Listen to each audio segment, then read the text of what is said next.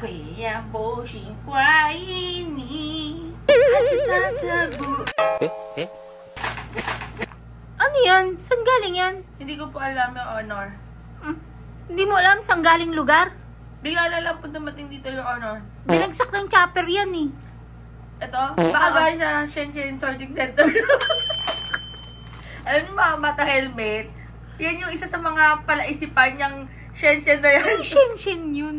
Kasi kapag geographer, di ba? Pag may binibili tayo, magaling daw China yung produkto, galing daw doon. Pero anyway, highway, mga bata helmet, today sa Berber, happy day sa lahat ng mga bagong pasok sa channel na to. Please don't forget to click the subscribe button and tiny bell para lagi updated sa lahat ng mga ineepalan at sinasawsaw namin ng videographer. Ito, videographer, kahit galing to China, nakatulong to sa rayuma ko. Ha? Ha?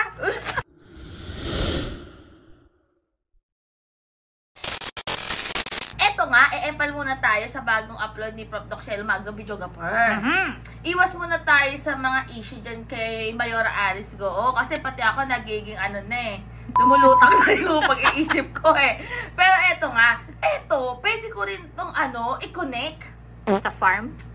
Oo, sa farm. Hindi! Doon sa pamilya ni Madam Alice Goo. O nga pala, videographer, no? Kung i-connect the dots mo, lahat ng mga ganap. Base dun sa mga paglilitis sa Senate hearing kay Mayora. Yung statement ni Mr. Chis Escudero. At yung mga statement din ni Mayora. Kung i-connect the dots mo yun, talagang mapapaisip ko ng, Pero eto, videographer ha, may bago pa ako nabalitaan ngayon. Ano naman yung yan? about naman sa EJK. Oh. Umaangat at lumulutang na naman ang issue about EJK. Na kailangan daw talaga magkaroon na daw ng paglilitis, investigation about sa mga naganap. Oy, talaga namang may investigasyon dyan ah. Kaya nga. Hindi man dapat kalimutan kung sino man ang nagpagawa niyang EJK na yan. Ang nakakaloka lang kasi mga bata helmet, natabunan niyang EJK. Oo. Kasi ang daming lumabas na mga issue. Kay Alice Goo. Ayan, si Mayora Alice Goo. Bukod pa dyan, videographer, may mga nauna pa. Na talagang medyo nakalimutan na si EJK. At saka yung Chacha ha. Teka lang ha. Ano na ba nagaganap about Chacha? Tsaka si Kibbs. Ayun pa isa. Yun, videographer. Yung kay Pastor Kibbs, nawala na rin. Pero lumutang din yan during dun sa paglutang din ng mga EJK or sa ICC. Pero nawala. Dahil eto nga, biglang. Tapos syempre naging hype pa yung mga kainan. Diba? Yung mga overload. Naging issue din yan, naging hype, naging maugong. So, na-discover na naman tayo dun sa mga major issue. Pero ito nga mga bata helmet, panoorin muna natin yung bagong upload po ni Prof. Doc Shelo Magno about sa divorce. Sa palagay niyo po ba, sa isang relasyon ng mag-asawa, kung wala ng respeto, paggalang at pagmamahal, dapat pa po ba silang manatili bilang mag-asawa? Tinatanong ko po ito dahil usap-usapan itong pinopropose na divorce law sa Pilipinas. Tingin ko po panahon na para magkaroon tayo ng divorce law, lalong-lalo na para sa mga taong nasa abusive relationship. Panahon na po para bigyan natin sila ng basihan, para i-dissolve yung isang pagsasama na wala naman na ring respeto at pagmamahal. Ganon din po ang mga kabataan na lumalaki sa isang household na may abuse. Paglaki nila, may possibility din po na sila ay maging abuser. Nakakadanas din po sila ng mga mental health problems at condition katulad ng anxiety, depression, and even physical health problems. At pangalawa po, tingin ko kung magkakaroon tayo ng kasal, mas maganda na voluntary itong ginagawa at naaayon sa tiwala at pagmamahal. Ngayon, kung wala na po yung tiwala at pagmamahal at respeto, hindi po ba mas maganda na bigyan natin ng karapatan ang mga taong ito na humanap ng kaligayahan sa buhay? Sa kasalukuyan po, meron tayong annulment sa Pilipinas, pero ito po ay napakamahal. Kapag ginugol natin ang cost ng annulment sa Pilipinas, ito ay nagre-range ng 100,000 hanggang 500,000 pesos. So kitang-kita naman po natin na maraming mga Pilipino ang hindi makaka-afford ng cost na to. Ang nakaka-experience lang naman ng annulment sa Pilipinas ay yung may mga kakayahan talagang magbayad. Pero yung pang-aabuso, yung pagkakaroon ng abusive relationship, wala naman yang pinipili. So, paano na yung mga taong walang pambayad, hindi na sila makakatakas sa isang relasyon na abusive? Pangatlo, tingin ko rin po kung may mga batas tayo sa Pilipinas, dapat yung batas natin itinataguyod yung karapatang pangtao. Hindi po ito maaaring maging advocate ng isang relihiyon. Ako po ay isang Katoliko, pero kung ako po ay naniniwala na dapat walang divorce, pwede ko naman po yung i-practice kahit may divorce law. Huwag po nating hadlangan ang karapatan ng mga ibang tao na magkaroon ng legal basis para takasan ng isang abusive relationship dahil lang naniniwala tayo bilang mga Katoliko na dapat hindi naghihiwalay ang mga mag-asawa. Panahon na po para magkaroon tayo ng divorce law sa Pilipinas. Meron din naman pala talagang magandang maidudulot ang divorce. Oo naman. Yes! Ang diborsyo. Diba? Oo naman. Napaisip lang ako. Oh. Bakit hindi na lang nag-divorce tong mga magulang ni Mayora Alice Goo? Kasi diba, sabi nga niya, inibigay at iniwan na siya sa tatay niya.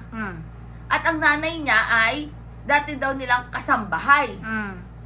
Pero, may mga kumakalat kasi sa TikTok na panoorin niyo yan.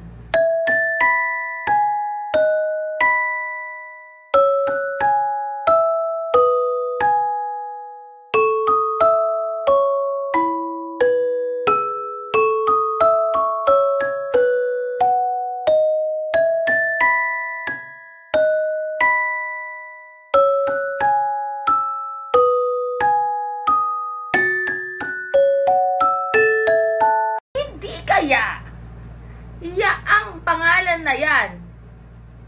Yan, babae, video ko pa. Eh, si Teacher Rubilin. Oh, siya pala yun? Magka-rhyme eh. Wenlin? Rubilin. Bilisan mo. Lin. Bilisan mo. Wenlin, Rubilin. Wenlin, Rubilin. Sabayan mo ng dila. Wenlin, Rubilin. Wenlin, Rubilin.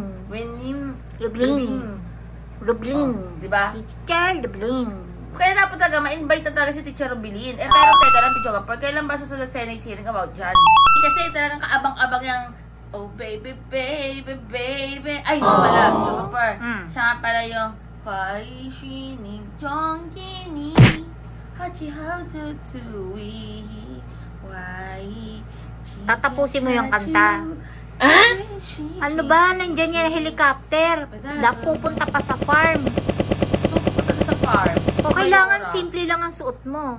Wow! Gaano ka simple? Ano? Oh, simple. Louis Vuitton? Oo. Gary. Lauren? Serpentine. Ano Wala yung ka. serpentine yun? Yung may ahas sa leeg. Pichogapur, yung mahal na necklace.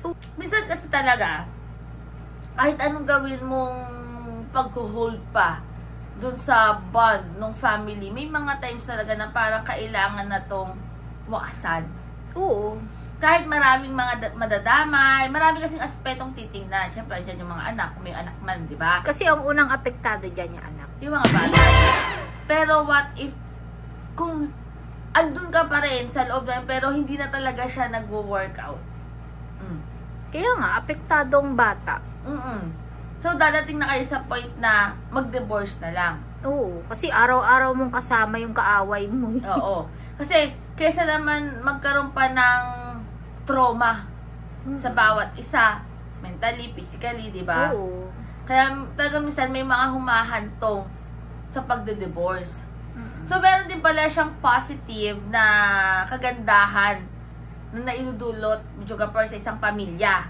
Ikaw, Pichogapur, masasabi mo dyan? Okay yung divorce kasi lalo na yan, pag halimbawa hindi na magkasundo talaga yung mag-asawa, kailangan talaga maghiwalay kasi bakit ba hindi magkasundo? Meron talaga irreconcilable differences. Hindi talaga magkasundo, di ba? Lalim ng Pichogapur. Oo, kasi nagkakaroon na sila ng physical abuse, verbal abuse, mental psychological abuse. Na nagkakaroon na ng yung ang effect nun, ang direct effect niyan sa bata, sa school. Nakikipag-away yung bata sa school, mababa ang grades, o tataray mo, bullying. O kahit naman pag kinder pa lang yung bata, ichichismis ng bata yung nanay at tatay niya, alam mo teacher, ang mama at papa ko, nag-aaway sila. Oh, gusto niyo ba yun, pagpipestahan sa school yung kaya, ano? Kaya, Pichogapur, di ba? Tingnan niyo kung ano nangyari kay Mayora Alice Goo. Kasi, kung titingnan mo, Pichogapur, kung isa-psych mo ha, isa-psych mo, ang dami niyang defense mechanism na ginagamit. Alam mo naman yung kay Mayora, ayoko siyang i-ano sa divorce. Bakit? Bakit? Kasi ayaw niya talagang sabihin yung totoo. Baka may mabulgar. Kasi paulit-ulit yung script niya eh. Kaya nga, videographer, ano yung tinatago? Diba? Oo, kasi nagkakaroon tinatago ng repression, regression, suppression. Parang ang dami niyang childhood trauma kung babalikan mo. Kaya anong nangyari talaga sa mga magulang niya? Pero doon ba tayo dapat mag-focus dun kay Alice Go? Sa magulang, sa pamilya. Ako dun ako sa Pogo. Sa Pogo eh. Kasi masyado na tayong nalilihis. Kailangan ma-determine talaga ano ba ang role niya. Doon ako sa Pogo issue na andun lang siya within dun sa municipality ng Bamban na hindi mo ba makikita at paano nakapagtayo mo doon ng Pogo at ano yung mga naidudulot na mga ganyang offshore gaming. O ayun na nga mga kabatang helmet. O i-comment down below nyo na dyan kung anong masasabi nyo at talagang kailan mo talaga matatapos tong mga issues na to? Wala, kailangan lang talaga may pampagulo para matakpan ng mga major issues. So ayan na, stay happy, stay healthy, and stay safe tayo as always. Sabi ko kami sa buhay, nag-helmet din ang bukid, keeps getting better every day. God bless everyone. Bye! Punta tayo sa farm! Andiyan na yung chopper. Kailangan simple lang tayo. Need a house.